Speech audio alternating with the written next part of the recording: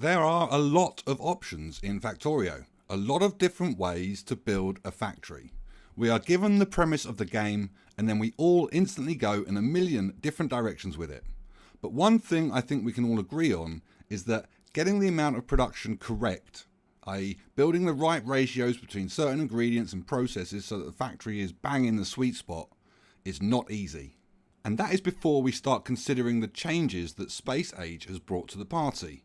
Depending on what we are building, or when we are building it, or even where, will determine what options we have available to us at any given time or place. We might know the correct ratios of things to achieve a certain goal at the end, but in Space Age, we need to get there first. We can't always build the factory we want. We might just want to bang down a factory which is roughly in the right place, production-wise, just to get from position A to position B, to unlock a particular tech, to make a certain quality thing. Because once we get to the end, pretty much everything we've built up to that point starts becoming obsolete. So here are my rules of thumb for factory stuff on Nauvis. 1. Trains. We all seem to do trains slightly differently, but I think the methodology I'm going to explain will have some cross purposes to all sorts of train configurations. We'll see, I guess. I have done some experiments on trains, and I believe the best way to approximate their capacity is to use an average per storage cart. Take this train, 3 locomotives, 4 storage carts. When I look at this train, what I see is this, a value of 15 items per second per storage cart, to give the factory a potential total input per train of 60 items per second that it can use. If we were to look at a clump of train stations, and I think this is where the disagreements are going to start, but I'll continue, then this is what I see. Every storage cart here provides an extra 15 things per second to the factory to give a total potential of 240 items per second for this particular set of stations. So any factory that is connected to this clump is designed for 240 items per second. If we double the number of trains, then we double the potential inputs that the factory can use. That's the rule of thumb. Let's get into the potential disagreements. This is how I build my train stations. It might not necessarily be the way that you or anyone else builds them, but it is how I do it. I build train networks so that every train has a dedicated station both in the main factory and at each mining post. No one station serves more than one train. I have an open network approach to train networks. I don't want trains stuck around waiting. I want them all in a station as soon as possible. This might not be how you do it. If you do it with waiting stations, like this for example, then for each extra train we add to the waiting area, we can add another full train's worth of averages. So if we have 2 trains serving a single station, then each cargo wagon at the station is worth 30 items per second. If there are 3 trains, then it's 45. 4 trains would be 60. I think the same methodology carries over to other kinds of train networks, but I guess this hasn't really been tested. This value of 15 is good for trains to travel up to about 5,000 tiles. So if we have outposts where the train has to travel more than 5,000 tiles, then we might need to start reducing this number. Equally, if outposts are on average closer than this, then a higher average might be achievable. It's just a rule of thumb. But what this means is that if we add up the total amount of production for iron or copper in our factory and divide that by the number of storage carts feeding it, and that value is a lot more than 15, and we are having problems with production, then this could be, probably is, why. We need more trains. And if we are adding more and more trains in waiting areas to increase our production, and we suddenly hit a wall where no more throughput is achievable, we'll be able to analyse whether the conveyor belt box system addressing those trains is capable of achieving the items per second we are trying to deliver. Each extra train in the waiting area puts more strain on that junction. Using this approach should, I believe, allow this junction to be designed to its limits. As I said, potential disagreements. Trains are just so damn contentious. Anyway, moving on. Next. 2. Ratios. How many things do we need to produce in relation to everything else? Before Space Age, this was a much more difficult question to answer. we only ever really had to worry about SPM, and so calculating precisely how many of each thing we needed to make involved tracing those ingredients through the chain of each of the science recipes. It was quite a big task. But in Space Age, or at least the way I'm approaching the game with a lot of production on Nauvis, there are moments when the only thing we need are rocket parts. So the ratio of things we need to make only apply to low density structure, rocket fuel, and blue circuit boards at certain moments. As a worst case scenario, this is both pretty severe and pretty simple. So that's what we design stuff for in our rule of thumb. We bring in the same amount of copper ore and iron ore. If we combine this with the first rule of thumb, then what we end up with is we have the same amount of trains feeding iron and copper. This is a rough and ready approach. We technically need about 25% more copper than iron to perfectly achieve this worst case rocket part scenario, but it's simple, and I like simple. We take all of that iron and we turn it into as much steel as we can. In terms of number of furnaces, what this means is that we need the exact same number of furnaces for iron as we do for steel, and by extension for copper as well. We take all of that copper and we send a third of it to low density structure and the other 2/3 to green circuit boards. Some will need to go to red circuit boards, but this is like 6% of the total, so it's pretty negligible in terms of the scope of a rules of thumb video. Some will need to go there, but how you do it is going to make marginal difference. We send all green circuit boards to blue circuit boards. We essentially make as many blue circuit boards as our green circuit board production allows. And that is the basic methodology for a decent worst case rocket part scenario designed factory. It's rough and ready, but that's kind of what we're going for here. Alright, post-edit Bigfoot here. I might have made a slight mistake, I suppose you could say it that way. You know, you write a script, you record the script, you sequence the audio, and then you edit it, and you spend, I don't know, a few hours listening to yourself saying the same thing over and over again. And you realise that you didn't quite get things right. So, okay, iron plate.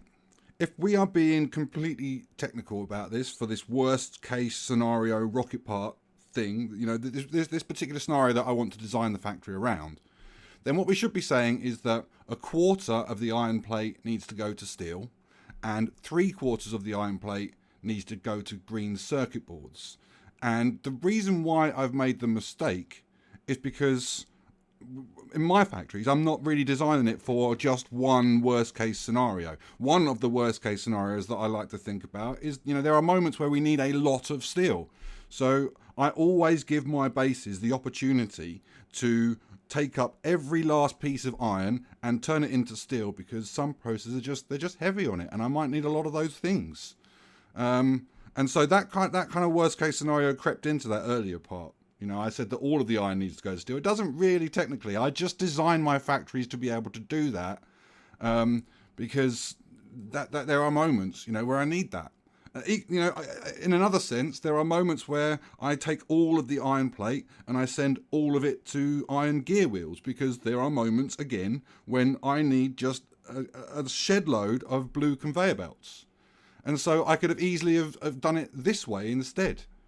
But, you know, ultimately we are designing a factory for multiple worst case scenarios.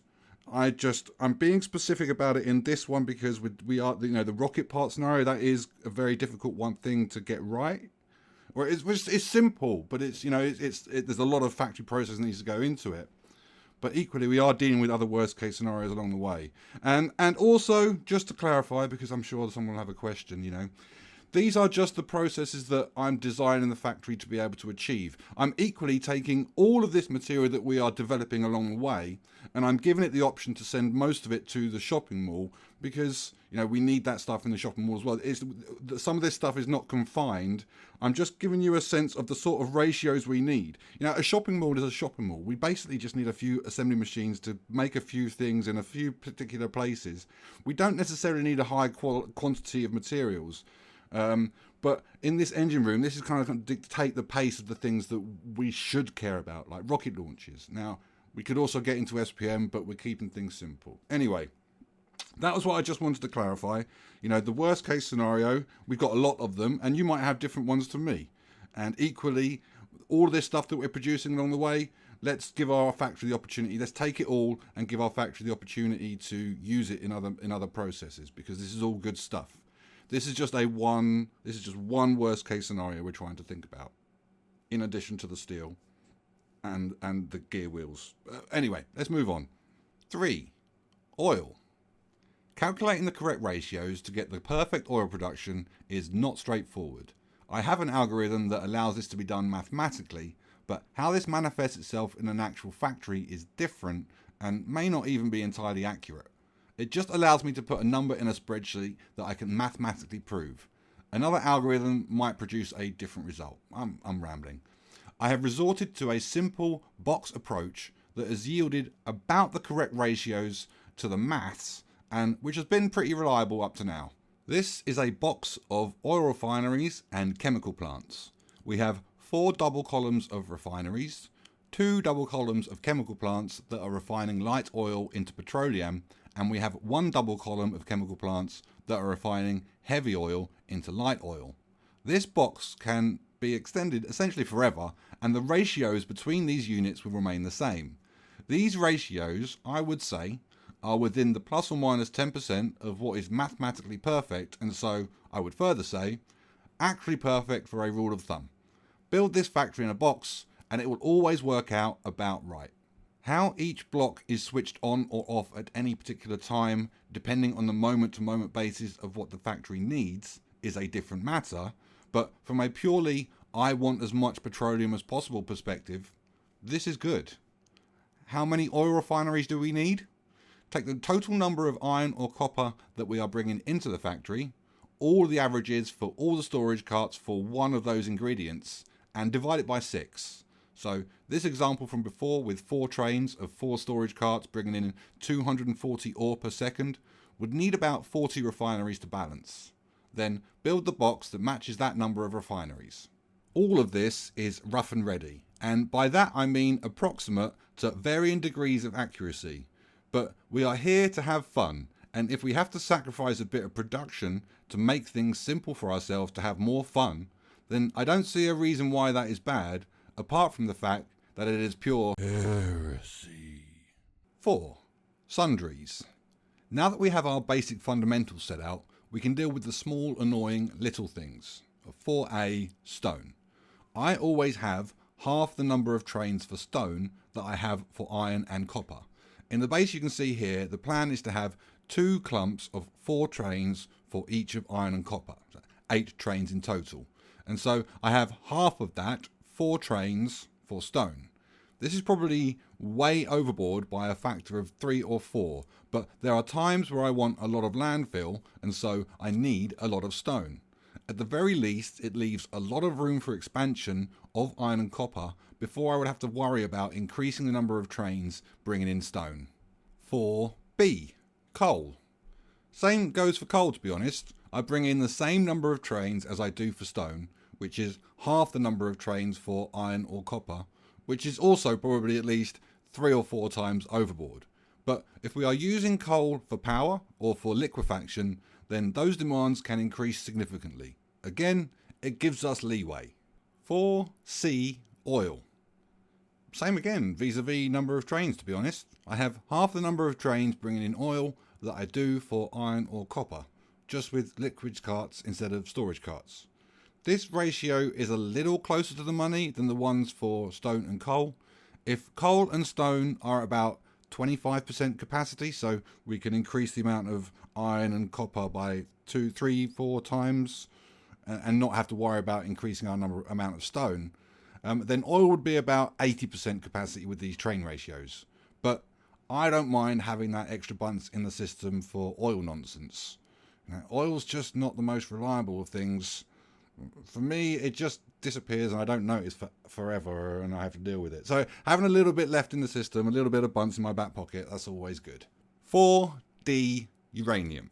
I mean, do whatever you feel like for uranium, as many trains as your mines can sustain, but I generally use the same half that I've used for stone, coal and oil for the simple reason that if I have 8 clumps of train stations, 2 dedicated for iron, 2 dedicated for copper, and 1 each for stone, coal, oil and uranium. 8 is just a really easy number to generate an elegant base from. This base we've been looking at has those 8 stations arranged in an H pattern, and I like this, but I've been using this basic configuration in Factorio for quite some time and it's incredibly adaptable. Iron and copper are obviously the critical ingredients here, and all the others are over spec to varying degrees, but I don't have a problem with that, other than the fact that it is pure heresy.